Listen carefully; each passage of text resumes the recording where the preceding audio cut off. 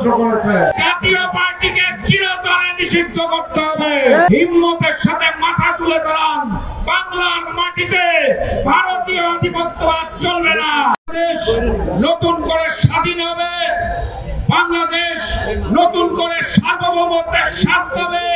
ওই ভারতীয় আধিপত্যবাদ এবং ভারতীয় আগ্রাসনকে আমরা আর বাংলার মাটিতে দেখতে পাবো না। কিন্তু বাস্তবতা বড্ড নির্মম এবং কঠিন। 5 তারিখের পর থেকে ওই দিল্লি সরকার শুধুমাত্র ফ্যাসিস্ট শেখ হাসিনাকে আশ্রয় দেয় নাই, শুধুমাত্র আওয়ামী লীগকে আশ্রয় দেয় নাই, বরং জাতীয় পার্টির মাধ্যমে আওয়ামী লীগকে নতুন করে পুনর্বাসনের ষড়যন্ত্র করেছে। কথাবার্তা পরিষ্কার, আওয়ামী লীগের কার্যক্রম নিষিদ্ধ করা হয়েছে, দল নিষিদ্ধ করা হয় নাই। আওয়ামী লীগকে সর্বপ্রথম চিরতরে নিষিদ্ধ করতে হবে। জাতীয় পার্টিকে চিরতরে নিষিদ্ধ করতে হবে। 14 দলকে চিরতরে নিষিদ্ধ করতে হবে। বাংলার মাটি থেকে ভারতীয় আধিপত্যবাদ এবং আগ্রাসনকে চিরতরে রুখে দিতে হবে।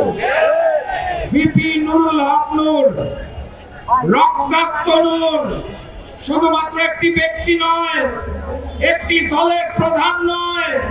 ভিপি নূরকে সেদিন যে রক্তাক্ত করা হয়েছিল, জুলাই গণঅভ্যুত্থানের সকল শক্তির উপর সেই আঘাতটা এসেছিল। এটি ছিল একটা টেস্ট কেস, আমাদের প্রতিক্রিয়া যাচাইয়ের পর্ব। আমরা যদি একত্রিত হতে না পারি, আমরা যদি সঠিক দাবি দাওয়া নিয়ে রাজপথে নামতে না পারি, তাহলে একে একে সকলের উপরে ওই একই আঘাত আসবে। অন্তর্বর্তী সরকার এখনো ভিপি নুরুল হক নূরের উপর আঘাতকারীদের গ্রেফতার করতে পারে নাই। আমি বুঝি না কোন কারণে ভিপি নুরুল হক নূরকে এখনো সুচিকিৎসার জন্য বিদেশে পাঠানো হয় নাই।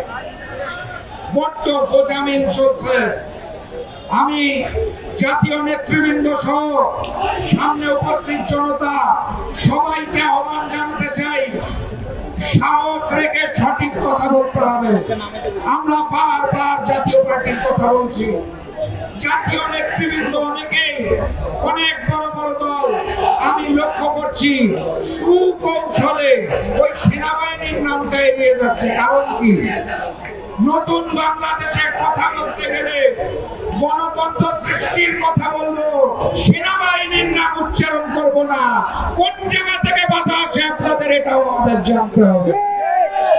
শুধুমাত্র জাতীয় পার্টি হামলা করে নাই, সেদিন সেনাবাহিনী হামলা করেছিল। কথাবার্তা স্পষ্ট করে বলতে হবে, সেনা কর্মকর্তা যারা এটার সাথে দায়ী এবং জড়িত, তাদেরকেও বিচারের আওতায় আনতে হবে। আজ বক্তব্য দীর্ঘায়িত করব না, অসংখ্য নেতার বক্তব্য বাকি আছে। আমি শুধু জাতীয় নেতা এবং আপনাদের প্রতি আহ্বান জানাতে চাই, হিম্মতের সাথে মাথা তুলে দাঁড়ান। বাংলার মাটিতে ভারতীয় আধিপত্যবাদ চলবে না। আওয়ামী লীগ জাতীয় পার্টি 14 দল চলবে না। বাংলাদেশ হবে বৈষম্যহীন বাংলাদেশ। আহ্বান জানিয়ে আমি আজকের মতো বিদায় নিচ্ছি। বিজয়ের পথে যাত্রা শুরু, জীবন অথবা মৃত্যু। আসসালামু আলাইকুম।